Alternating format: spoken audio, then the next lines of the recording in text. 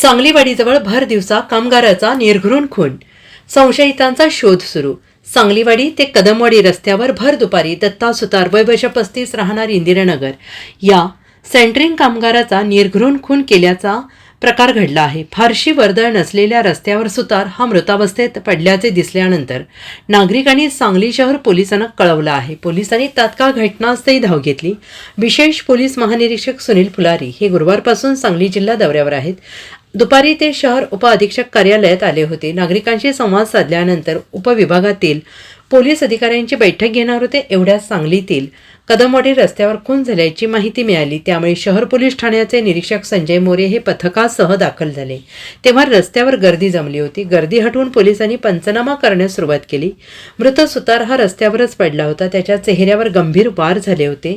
बाजूला एक कोयता, एक चाकू पडला होता। दोन्ही शस्त्रांना रक्त लागलेले नव्हते, त्यामुळे हल्लेखोरांनी दुसऱ्याच हत्याराने खून केल्याचं दिसून येत होतं।